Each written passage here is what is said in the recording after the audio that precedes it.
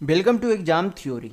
तो आपके लिए इस चैनल पर सीटेट और टेट 2021 की तैयारी के लिए यहाँ पर आपके लिए चैप्टर वाइज मैथ के प्रश्नों का सॉल्यूशन लाया गया है, जिनमें प्रत्येक क्लास में जो आपको 10 प्रश्न देखने को मिलेंगे, जो कि सभी आपका चैप्टर वाइज चलेगा।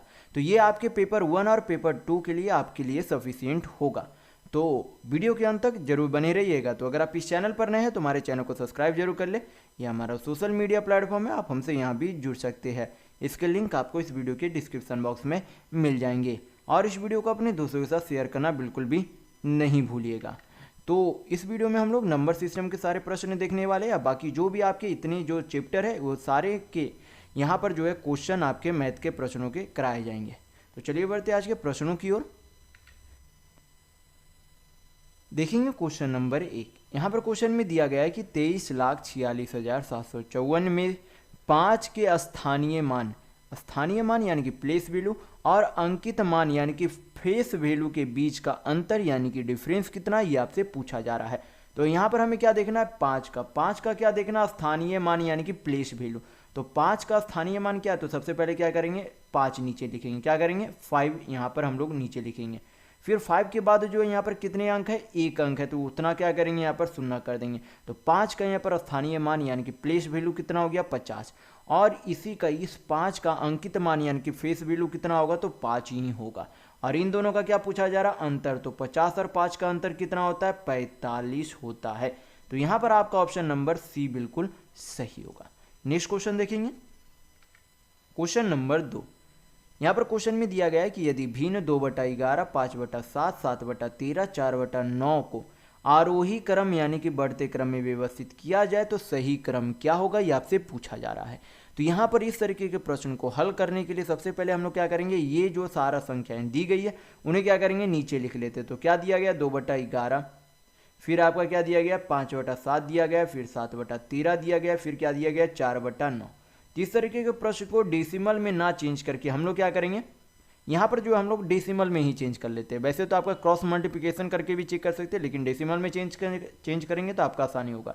तो डेसिमल में यहाँ पर चेक करेंगे तो आपका कितना आ जाएगा, 0 डेसिमल यहाँ पर आपका कितना आ जाएगा, 11 1 9, तो 11 8 88, यानी कि लगभग जो आपका 0 डेसिमल 1.8 आएगा, यानी कि डेसिमल 18 आएगा। इसे भी फिर इसे चेंज करेंगे तो कितना आ जाएगा आपका, 0 डेसिमल आपका यहाँ पर 7 7 49, फिर 1 बचा तो कितना हो जाएगा, 7 1।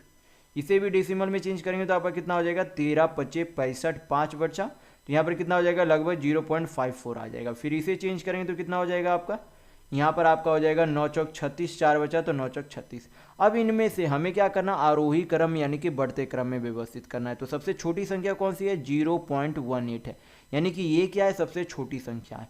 तो 2/11 सबसे छोटी संख्या, तो सबसे पहले इसे लिखेंगे। फिर उससे बड़ी संख्या कौन सी है, 0.44, तो किसका मान है, 4/9 का मान है, यानी कि 2/11 के बाद कौन सी संख्या आएगी, 4/9। फिर उससे बड़ी कौन सी है, 0.54, किसका है, 7/13 का। फिर उससे बड़ी संख्या एक ही संख्या बची जो कि कौन सी है, 5/7, यानी कि ये आपकी क्या हो गई, आरोही क्रम यानी कि बढ़ते क्रम में व्यवस्थित हो गए। तो यहाँ पर आपको कौन सा ऑप्शन मिल रहा है, 2/11, 4/9, 7/13, यानी कि आपका ऑप्शन नंबर सी बिल्कुल सही होगा। तो अगर आपको वीडियो पसंद आ रहा है तो लाइक करते जरूर चलिएगा। नेक्स्ट क्वेश्चन देखेंगे, क्वेश्चन नंबर 3। यहाँ पर क्वेश्चन में दिया गया है कि 30,028 बराबर क्या है, 28 इकाई, 28,000 और कितना दहाई है, तो रिक्त स्थान में कौन सी संख्या आएगी। तो यहाँ पर हमें क्या करना है, यहाँ पर 28 इकाई है, यानी कि इसका जो है असल में वैल्यू कितना है, 28 इकाई यानी कि 28, ये आपका क्या है, 28,000 है। तो इसका जो है नंबर में लिखेंगे तो कितना हो जाएगा, 28,000, इस तरीके से होगा। तो ये आपका इन दोनों का योग कितना हो जाता है, 28,000 28 हो जाता है, कितना हो जाता है, 28,000 28 होगा। तो इसमें से अगर 30,028 में से 28,000 28 माइनस कर देते तो आपका कितना बच जाता है, 2,000 आपका यहाँ पर क्या हो जाता है, बच जाता है। तो ये 2,000 क्या आएगा, यहाँ पर आएगा, लेकिन दहाई तो पहले दिया गया, यानी कि इसे क्या कर देंगे, दहाई यानी कि 10 से डिवाइड कर देंगे। तो 10 से डिवाइड करेंगे कितना आएगा, 200, यानी कि यहाँ पर आपका कितना हो जाएगा, 200 दहाई होगा। तो यहाँ पर आपका ऑप्शन नंबर डी बिल्कुल सही होगा। नेक्स्ट क्वेश्चन देखेंगे, क्वेश्चन नंबर 4। यहाँ पर क्वेश्चन में बोला जा रहा है कि 2,04,338 को यानी कि 338 को उल्टा लिखते समय हजारवें स्थान पर कौन सी संख्या होगी आपसे पूछा जा रहा है। तो सबसे पहले क्या करते हैं, ये संख्या लिख लेते हैं जो आपका यहाँ पर दिया गया है। तो क्या दिया गया, 2,04,000 यानी कि 204 4,338 यानी कि 338, ये आपका क्या हो गया, 2,04,338 हो गया। अब क्या करेंगे, इसे हम लोग उल्टा कर देते हैं। क्या करेंगे, उल्टा करेंगे। तो उल्टा करेंगे तो आपका कितना हो जाएगा, इधर से लिखेंगे यानी कि ये जो इकाई अंक से शुरू होता है उसे क्या करेंगे, यहाँ पर शुरुआत से लिखेंगे यानी कि 8 फिर 3 फिर 3 फिर 4 फिर 0 फिर 2। अब ये जो उल्टा वाला अंक है उसका क्या पूछा जा रहा है, हजारवां स्थान पूछा जा रहा है। तो इकाई, दहाई, सैकड़ा, ये आपका क्या हो गया, हजार, यानी कि हजारवें स्थान पर कौन सा है, 3 है। ये आपका वंस, टेंस, 100, 1000 पर कौन है, 3 है। यानी कि आपके यहाँ पर कौन सी संख्या आई है, तो 3 आई है। तो यहाँ पर आपका ऑप्शन नंबर डी बिल्कुल सही होगा। नेक्स्ट क्वेश्चन देखेंगे, क्वेश्चन नंबर 5। यहाँ पर क्वेश्चन में बोला जा रहा है कि निम्नलिखित में अंकों में से किस संख्या के किसी भी स्थान पर समान स्थानीय मान होगा। तो ये सिंपल सा क्वेश्चन है, आपको ध्यान रखना होता है कि 0 का ही क्या होगा, समान स्थानीय मान हमेशा होगा। तो यहाँ पर आपका ऑप्शन नंबर बी बिल्कुल सही होगा। नेक्स्ट क्वेश्चन देखेंगे, क्वेश्चन नंबर 6। यहाँ पर क्वेश्चन में दिया गया है कि 2 अंकों की संख्या में इकाई के स्थान पर छोटी संख्या है और अंकों का गुणनफल 40 है और अंकों के बीच का अंतर 3 है। तो आपसे पूछा जा रहा है कि संख्या कितनी है। तो इस तरीके के प्रश्न को सबसे बेहतर तरीका होता है बाई ऑप्शन बनाने का। तो यहाँ पर सबसे पहले क्या बोला गया कि इकाई जो अंक है वो क्या है, ये आपका 2 अंकों की इकाई के स्थान पर छोटी संख्या है और उनके अंकों का गुणनफल 40 है। तो सबसे पहले देख लेते हैं कि किसके जो है अंकों का गुणनफल 40 हो रहा है, किसका नहीं हो रहा है। तो 8 बजे कितना होता है, 40, यानी कि ये हो रहा है 8 बजे 40 हो रहा है। यहाँ पर क्या हो रहा है, 5 दूनी 10 हो रहा है, यानी कि ये नहीं होगा। यहाँ भी 5 दूनी 10 हो रहा है, यानी कि ये 2 ऑप्शन आपका क्या हो गया, छट गया। अब क्या हमें देखना है, क्या दोनों अंकों के बीच का अंतर 3 है। तो 8 में से 5 गया 3, 8 में से 5 गया 3, यानी कि अंतर क्या है, 3 ही है। लेकिन यहाँ पर आपसे बोला गया था कि यहाँ पर ये जो आपका पहला लाइन यहाँ पर बोला गया था कि इकाई अंक जो है क्या है, छोटा है, किससे, दहाई अंक से। तो इकाई अंक अगर दहाई से छोटा है तो कौन सा, ये तो यहाँ पर बड़ा हो रहा है, यानी कि ये नहीं होगा। तो यहाँ पर आपका ऑप्शन नंबर बी बिल्कुल सही होगा। नेक्स्ट क्वेश्चन देखेंगे, क्वेश्चन नंबर 7। यहाँ पर क्वेश्चन में बोला जा रहा है कि एक संख्या 100 के आधे से कम है, यानी कि कोई संख्या जो 100 का आधा, तो 100 का आधा कितना होता है, 50, यानी कि वह संख्या कितनी है, 50 से कम है। वह संख्या क्या है, 50 से कम है, यानी कि 50 से लेस है। मान लेते वह संख्या x है, वो क्या है, 50 से लेस है। फिर बोला गया कि वह जो है, वह संख्या जो है 4 के दहाई यानी कि 4 दहाई यानी कि 40 और 5 दहाई यानी कि 50 के किसके है, बीच में, यानी कि वो जो संख्या, वो जो x जो संख्या वो क्या है, असल में 40 और 50 के बीच में आती है। फिर बोला गया कि इकाई अंक दहाई अंक से 1 कम है। इकाई अंक जो है दहाई अंक से 1 कम है और यदि उनके अंकों का योग 7 है तो संख्याओं के अंकों का गुणनफल क्या होगा, ये आपसे पूछा जा रहा है। तो अब जब आप देखेंगे कि उन 40 और 50 के बीच अंकों का योग किसका साथ आता है, केवल एक संख्या 43 की साथ आएगी। कितनी आएगी, 43 के साथ, क्योंकि 4 और 3 कितना होता है, योग 7 होता है। बाकी किसी भी जो कि 40 और 50 के बीच आते हैं उनके अंकों का योग कोई भी अन्य संख्या का साथ नहीं आएगा। और यहाँ पर एक चीज़ और बोल दिया गया था कि इकाई अंक जो है दहाई अंक से 1 कम है। तो सही है, 4 से 1 कम ये 3 है। तो यही आपकी क्या है, 43 आपकी संख्या। तो 43 आपसे संख्या नहीं पूछी जा रही है, संख्या के अंकों का गुणनफल पूछा जा रहा है। तो अंकों का गुणनफल कितना हो जाएगा, 4 तिया 12, यानी कि 12 आपका आंसर होगा। तो यहाँ पर आपका ऑप्शन नंबर बी बिल्कुल सही होगा। नेक्स्ट क्वेश्चन देखेंगे, क्वेश्चन नंबर 8। यहाँ पर जो आपके 4 कथन दिए गए, आपसे पूछा जा रहा है कि कौन सा कथन जो है क्या है, गलत है। तो हम लोग अब सभी कथनों को एक एक करके देखेंगे। तो यहाँ पर बोला जा रहा है पहले कथन में कि 1 ना तो अभाज्य संख्या यानी कि प्राइम नंबर है और ना ही भाज्य संख्या यानी कि आपका क्या हो जाता है, कंपोजिट नंबर। आपके क्या हो जाते हैं, कंपोजिट नंबर। कंपोजिट नंबर उसे कहते हैं जिनका कम से कम 3 फैक्टर हो। कंपोजिट नंबर, भाज्य संख्या या फिर संयुक्त संख्या उसे कहते हैं जिसका कम से कम 3 फैक्टर हो। तो 1 क्या तीन फैक्टर बनाता है, यानी कि एक तो भाज्य संख्या नहीं है और एक अभाज्य संख्या भी नहीं है, एक तो यूनिवर्सल फैक्टर है। तो ये आपका क्या है, ये आपका बिल्कुल सही है कि वो एक ना तो अभाज्य संख्या और ना ही भाज्य संख्या है। तो ये आपका पहला कथन बिल्कुल सही है, पहला कथन आपका सही है। दूसरा कथन देखेंगे तो दूसरा में बोला जा रहा है कि दो जो है एक सम अभाज्य संख्या है। तो दो तो पहले एक सम संख्या यानी कि इवेन नंबर है, सही है। और सम अभाज्य संख्या यानी कि दो जो है आपका अभाज्य संख्या यानी कि प्राइम नंबर भी है और सबसे छोटा प्राइम नंबर भी आपका दो है।